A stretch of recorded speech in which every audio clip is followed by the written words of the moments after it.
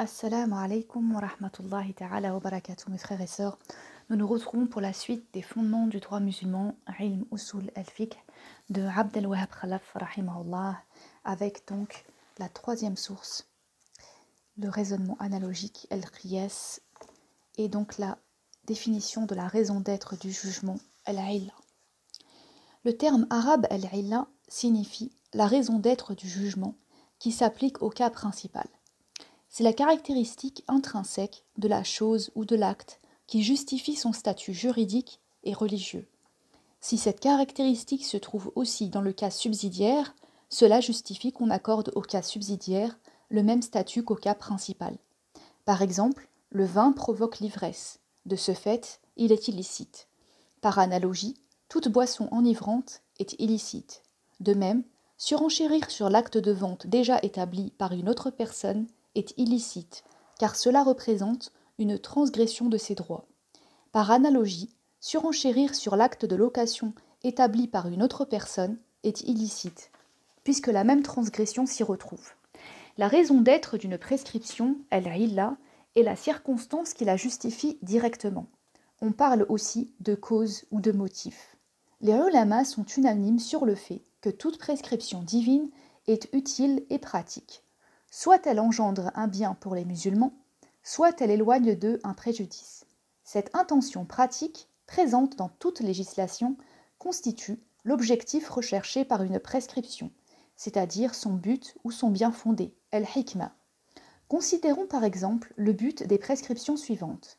La personne malade est dispensée de devoir jeûner le mois de Ramadan, afin d'éviter que sa maladie ne s'aggrave. Le musulman peut se porter garant pour son voisin ou son associé en affaires, attendu que cela peut rendre service à celui-ci et le protéger contre un quelconque préjudice.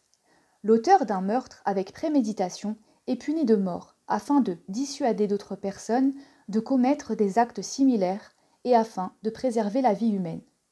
La punition du voleur consiste à lui couper la main afin de dissuader d'autres personnes de voler et de préserver la propriété privée. Les échanges commerciaux sont permis pour faciliter la vie des gens et pourvoir à tous leurs besoins. Distinguons bien la raison d'être, al-illa, de la prescription, et son but ou son bien fondé, al-hikmah. Il semble a priori normal de baser chaque prescription sur son but, et de considérer qu'elle s'applique lorsque ce but est présent, et qu'elle ne s'applique pas lorsque ce but est absent. Toutefois, une analyse plus poussée montre que le but d'une prescription n'est pas toujours clairement identifiable. Sa présence ne peut donc être vérifiée. Par conséquent, il est impossible de lier l'application ou la non-application d'une prescription à la présence ou à l'absence de son but. Ainsi, par exemple, le but de permettre les échanges commerciaux est de satisfaire les divers besoins des gens. Mais ces besoins sont tellement nombreux et subjectifs qu'on ne peut les répertorier objectivement, ni reconnaître ceux qui sont nécessaires de ceux qui ne le sont pas. De même, le bien fondé de la filiation des enfants d'une femme à son mari est la relation conjugale qui existe entre eux. Mais cette relation appartient à l'intimité, et son existence ne peut être vérifiée. Le bien fondé d'une prescription peut également être subjectif. C'est le cas de la dispense de jeûner accordée à la personne malade. Elle est fondée sur une estimation subjective, à savoir la capacité ou non du malade à supporter le jeûne, etc. Il fallait donc trouver un paramètre sûr qui permette d'établir de manière objective pourquoi telle prescription s'applique à tel cas plutôt qu'à tel autre. C'est al-illa. La raison d'être, al-illa, d'une prescription est la circonstance objective et vérifiable en présence de laquelle la prescription s'applique et en l'absence de laquelle elle ne s'applique pas. On présume en outre, lorsqu'on lit l'application de la prescription à la présence de cette circonstance, que le but, al-hikmah, de la prescription est ainsi réalisé. La différence entre la raison d'être, al-illa, et le but, al-hikmah, d'une prescription est donc la suivante. Le but de la prescription est l'intention pratique ou l'objectif qu'elle accomplit. Le législateur établit telle ou telle prescription dans le but de réaliser un bien pour les musulmans ou d'éloigner d'eux un préjudice. La raison d'être, elle, est la circonstance objective et vérifiable à laquelle est liée l'application de la prescription. Voici quelques exemples illustrant concrètement la différence entre la raison d'être, al-illa, et le but, al-hikma. Le but de la permission d'abréger la prière accordée aux voyageurs est de faciliter l'accomplissement de son devoir religieux, ce qui est une estimation subjective, relative aux moyens de transport utilisés et à la durée du voyage. La raison d'être de cette permission est le voyage, qui est un fait réel, pouvant être constaté et reconnu objectivement. Le but de l'acte de se porter garant pour son voisin ou pour son associé est de l'aider à sortir de l'embarras, chose qui ne peut être ni mesurée ni estimée avec exactitude. Sa raison d'être est la relation de voisinage ou d'association qui sont deux faits objectifs. Le but de la permission des échanges commerciaux est de satisfaire les besoins des gens, ce qui est un concept plutôt flou. Sa raison d'être est l'existence d'un contrat entre deux parties consentantes, ce qui permet de supposer que le but de l'échange, l'intérêt mutuel, est bien réalisé. En conclusion, les prescriptions divines et les lois religieuses sont justifiées par leur raison d'être, qui sont des faits objectifs compréhensibles par la raison humaine. Elles ont toutes un bien fondé et un but, mais ceux-ci ne peuvent leur servir de justification parce qu'ils sont souvent latents ou subjectifs. C'est donc à la présence ou à l'absence de la raison d'être qu'est liée l'application ou la non-application de la prescription. La présence, pour chaque prescription divine, d'une raison d'être bien déterminée et objective justifie son existence et démontre sa valeur coercitive. Allah, dans son équité, montre aux hommes pourquoi ils doivent faire ceci et s'abstenir de cela. Ainsi, les usulés accordent une importance capitale à la détermination de la raison d'être du jugement, mais ne prêtent qu'une importance secondaire à son bien fondé. Partant de cela, ils considèrent que la permission accordée aux voyageurs de rompre leur jeûne vise à les soulager de toute difficulté. C'est le but de la prescription, mais comme la difficulté est un phénomène caché et flou, et qui varie selon les personnes et les circonstances, elle ne peut constituer la raison d'être d'une analogie. La raison d'être de la dispense est le voyage lui-même, sans considérer le degré de difficulté que subit le voyageur. Se porter garant pour son voisin ou son associé se justifie par la relation de voisinage ou d'association qui est la raison d'être de la prescription, même si le voisin ou l'associé n'a pas réellement besoin de garant. Une personne en bonne santé et résidant dans un endroit précis, n'étant pas en voyage, doit jeûner le mois de Ramadan, même si elle a un travail exténuant et que le jeûne lui cause une véritable gêne, parce que la raison d'être de la dispense du jeûne n'est pas présente.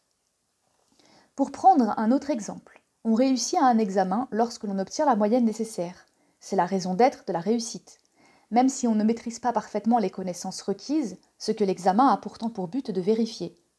Inversement, on peut aussi échouer, parce qu'on n'a pas obtenu la moyenne, tout en possédant de bonnes connaissances. Donc but et raison d'être ne sont pas indissociables. Puisque le jugement dépend de sa raison d'être, le mujtahid, qui procède à un raisonnement analogique, doit minutieusement vérifier la similitude entre la raison d'être du cas principal et celle du cas subsidiaire, avant de transposer le jugement du premier au second. En appliquant la prescription issue du raisonnement analogique, qiyas, le juge doit accorder la priorité à la raison d'être et non au bien fondé du jugement. À titre d'exemple, s'il accepte qu'une personne se porte garante d'une autre, qui n'est ni son associé ni son voisin, mais qui a besoin d'elle, il a tort. De même, s'il refuse qu'une personne se porte garante de son voisin ou de son associé sous prétexte qu'il n'a pas besoin de cela, il a tort. Toutefois, il arrive qu'on n'applique pas une prescription, bien que sa raison d'être soit présente. Par exemple, on ne valide pas l'acte de vente conclu sous la contrainte. Selon l'article 15 du décret de loi numéro 25, promulgué en 1929 en Égypte, la demande de filiation d'un enfant à son père est déboutée quand des témoignages attestent que le père et la mère n'ont pas eu de relation conjugale suite à leur contrat de mariage. Ou encore, une personne ayant atteint l'âge de la majorité légale mais reconnue non responsable reste sous tutelle et ne peut assumer seule les responsabilités qui incombent à une personne majeure. Ces exceptions à la règle représentent des cas où la raison d'être, bien que présente, ne conduit pas à l'application de la prescription, parce qu'elle se trouve infirmée par un facteur externe. En pareil cas, une preuve existe que la prescription ne répondrait plus à son but si elle était appliquée. La raison d'être n'est donc plus prise en compte. Ici, c'est soit la contrainte qui invalide la vente, soit l'absence de relation conjugale entre époux qui annule le contrat de mariage. soit la non-responsabilité d'une personne majeure qui l'empêche de disposer d'elle-même. Enfin, rappelons la différence entre ces deux termes. Raison d'être, al-illa, et cause, as-sabab. Ils sont parfois considérés comme synonymes, mais la plupart des usulis établissent une distinction entre les deux. La raison d'être et la cause constituent l'une comme l'autre l'occasion de la prescription, la circonstance en présence de laquelle elle s'applique et en l'absence de laquelle elle ne s'applique pas. Lorsque le lien entre cette occasion et la prescription est accessible à la raison, on la désigne par le terme de raison d'être, al-illa, et également par celui de cause, as-sabab. Ainsi, on dit que le voyage est la raison d'être ou la cause de l'abrègement de la prière. Cependant, lorsque le lien entre cette occasion et la prescription n'est pas accessible à la raison humaine, comme le fait d'accomplir la prière du Maghrib lorsque le soleil se couche, ou celle du Dhuhr lorsque le soleil commence à descendre de son zénith, ou encore de commencer le jeûne du Ramadan à l'apparition de la nouvelle lune. On emploie le terme de cause, as-sabab, mais pas celui de raison d'être, al-illa. Donc, on peut toujours remplacer le terme de raison d'être par celui de cause, mais on ne peut pas toujours remplacer le terme de cause par celui de raison d'être. Dans la prochaine vidéo, Inch'Allah, nous verrons les conditions qui déterminent la raison d'être, al-illa. Wassalamu alaikum wa rahmatullahi ta'ala wa barakatuh.